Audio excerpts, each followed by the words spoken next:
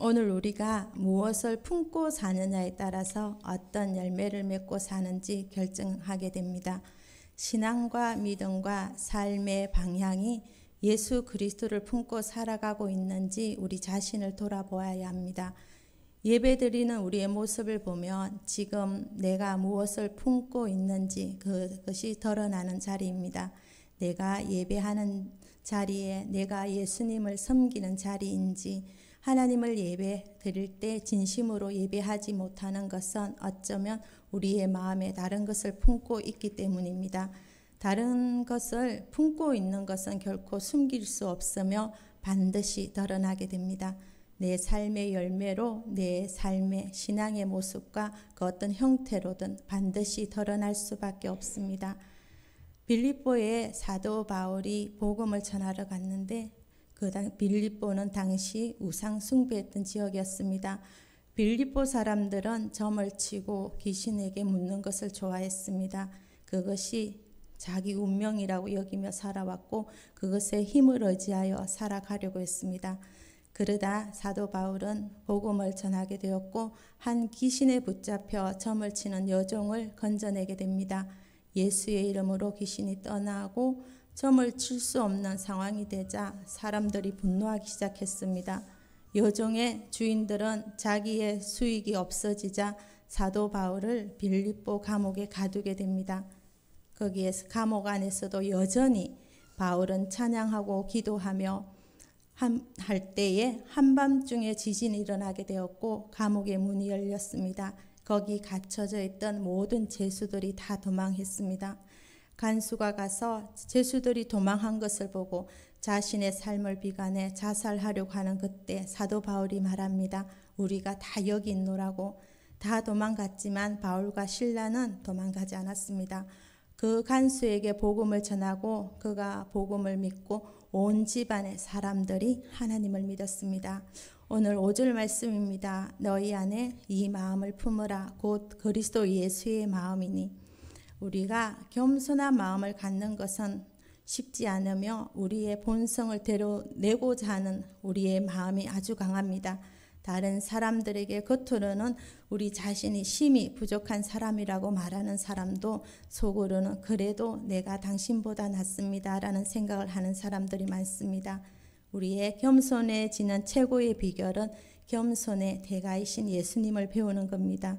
바울은 빌립보 성도들에게 그리스도의 마음을 품으라 말씀하십니다. 품는 것은 사력 있게 생각하여 그리스도의 마음을 갖는 겁니다. 그리스도의 마음을 지속적으로 갖는 것을 말합니다. 그리스도의 마음을 품을 때 우리는 하나가 또 될 수 있습니다. 잠언 4장 23절에 말씀합니다.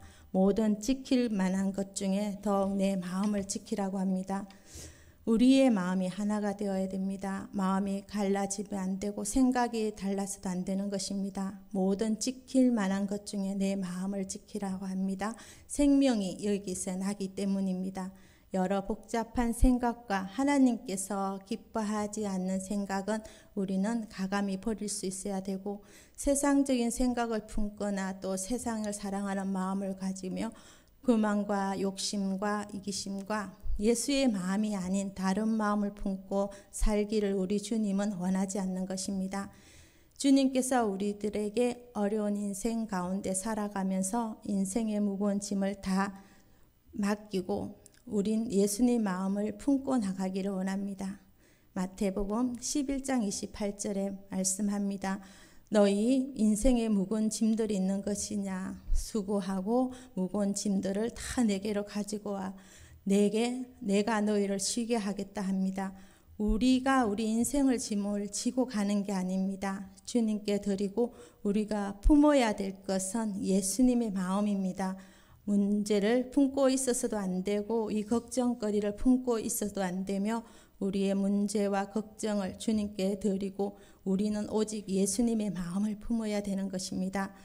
예수 그리스도의 마음이란 예수 그리스도의 겸손을 또 의미합니다. 마태복음 11장 29절 말씀을 보면 이렇게 되어 있습니다. 나는 마음이 온유하다. 나는 마음이 겸손하니라. 나의 멍에를 베고 내게 배우렴. 그리하면 내가 너에게 쉼을 주겠다. 인생의 쉼을 얻기 위한다면 우리의 수고하고 무거운 짐을 우리 주님께 맡기고 주님 안에서 우리는 쉼을 얻으라 하십니다. 예수님의 마음을 품을 때에 우리 예수님의 마음은 온유한 마음이고 이 온유한 마음을 우리 안에 가득 채워야 하는 것입니다.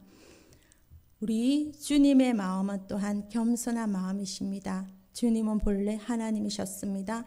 그런 하나님이 인간들의 죄를 대속하여 구원하시기 위해 사람으로 낮아져서 이 땅에 오신 것입니다. 그리고 창조주로서 피조물에 불과한 인간들을 섬기는 삶을 사셨고 그들을 위해서 희생하셨습니다. 이 땅에서 아무리 겸손한 사람도 그리스도의 이러한 겸손 앞에서는 무릎을 꿇지 않을 수 없습니다. 우리 예수님의 마음은 온유와 겸손한 마음입니다. 언제나 하나님은 선하시고 하나님은 완전하시고 하나님은 실수하지 않음을 분임을 믿고 그분의 처방에 그분의 주권 앞에 우리는 대항할 수 없습니다. 십자가라는 거친 무게와 거친 압박이 있었고 육체적인 고통은 당연히 있었고 정신적인 고통은 너무나 큽니다. 나 하나의 죄를 지고 가시는 것도 버거운데 죄 없으신 예수님이 내 인생의 죄를 지고 간다는 것 자체가 너무 커지만 이 또한 나 하나의 죄가 아니라 우리 모두의 죄를 지고 우리 예수님이 십자가를 지셨습니다. 그것은 인간이 생각할 수 없는 영역입니다. 예수 그리스도께서 겪으셨던 그 고통, 육체적인 고통, 정신적인 고통, 그 모든 것은 너무나 컸습니다.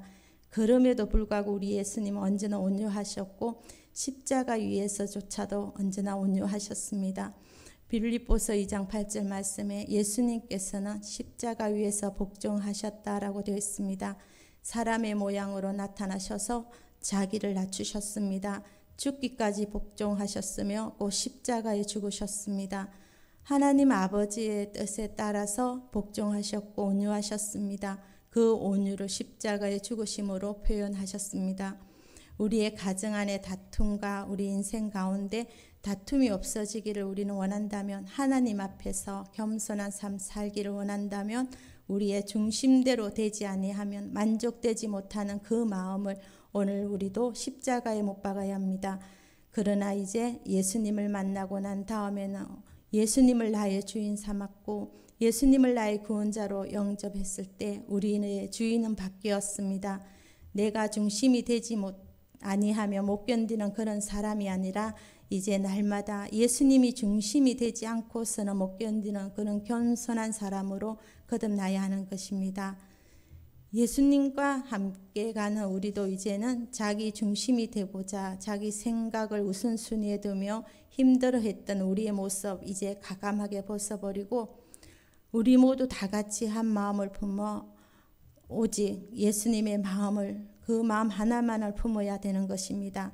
우리 예수님의 마음은 선한 마음이었습니다. 사도행전 10장 38절 말씀에 하나님이 나사렛 예수에게 성령과 능력을 기름 부어 타셨으며 그가 두루 다니시며 선한 일을 행하시고라고 했습니다. 그리스도 예수님이 행하신 일들은 병자를 고치시고 영혼을 구원시키셨으며 굶주린 자에게 먹을 것을 주시며 죽은 자를 살리셨습니다. 선한 일은 선한 마음을 가진 사람만이 할 수 있습니다. 우리는 예수님이 행하신 일들을 보고 그 선하심을 압니다. 그리스도 예수님의 선하심을 우리도 이웃을 향한 선한 일을 행할 수 있는 마음을 가져야 합니다. 또한 예수님의 마음은 주는 마음이었습니다. 사도행전 20장 35절 말씀에 주는 것이 받는 것보다 복되다라고 말씀하십니다. 그래서 고쳐주시고 가르쳐주시고 자기 생명을 죄인들을 위하여 주시고 성령을 주시고 천국 영생의 영광까지 주셨습니다. 또 사람들은 일반적으로 남에게 자기의 것을 잘 주려 하지 않습니다. 그러나 성도들은 그리스도를 본받아 주는 사람이 되어야 하는 것이고 이기적인 마음은 우리 성도들에게는 어울리지 않습니다. 정말 줄 것이 없다고 한다면 이웃에게 따뜻한 손이라도 말 한마디라도 나누는 것이 우리 성도된 우리들이 할 일입니다. 예수님의 마음은 하나님 아버지를 위한 고난을 두려워하지 않는 마음이었습니다. 베드로전서 2장 21절 말씀에 그리스도도 너희를 위하여 고난을 받으사 너희에게 본을 끼쳐 그 자취를 따라오게 하려 하셨느니라 하셨습니다. 우리 예수님은 하나님 아버지의 뜻을 이루기 위해서 받는 고난을 조금도 두려워하지 않으셨습니다. 십자가의 고난을 두려워하지 않는 마음, 주님의 마음을 우리 주를 믿는 사도들도 본받았습니다. 베드로와 요한 사도는 사내들인 공회와 협박에도 굴복하지 아니하고 고난 중에도 복음만을 전하는 것을 잊지 않았습니다. 바울 사도도 수많은 극한 고난을 당하면서도 복음을 전했습니다. 그리고 십자가로 더 가까이 가면 가까이 갈수록 내가 옳은 것이 아니라 내 선함이 거룩함이 아니라 죄밖에 진 것이 없다고 교만하고 거치게 살아온 것을 사도 바울의 고백을 말할 수 있습니다. 사도 바울은 겸손했습니다. 그렇게 겸손의 깊이는 신앙생활을 하면 할수록 더 깊어집니다. 그가 항상 서신서마다 그런 고백을 자주 합니다. 나는 죄인입니다. 난 교회를 핍박했습니다. 나는 죄인입니다. 늘 고백합니다. 그러하면서 그 고백의 깊이가 달라집니다. 고린도전서 15장 9절 말씀에 보면 나는 사도 중에 가장 작은 자라. 나는 하나님의 교회를 핍박하였으므로 사도라 칭함을 감당하지 못할 자니라 합니다. 사도로 칭함을 받을 수 없는 작은 자라고 고백합니다. 그리고 몇 년 후에는 에베소서를 쓰게 됩니다. 에베소서 3장 8절 자신을 사도 중에 작은 자가 아니라 이제는 성도 중에 난 지극히 작은 자라고 고백합니다. 난 사도 축에도 못 든다고 합니다. 성도 중에 지극히 작은 자보다 더 작은 나에게 이 은혜를 주신 것은 그리스도의 풍성함을 이방인에게 전하기 위해서라고 합니다. 그리고 또 세월이 흘러갑니다. 디모데전서 1장 15절 말씀에 보면 이제는 죄인 중에 내가 괴순이라 성도 중이라고 말하지 않습니다. 나는 죄인 중에 괴수라고 고백합니다. 사도 바울은 이렇게 겸손했고 그 겸손의 깊이는 세월이 지날수록 더 깊어졌습니다.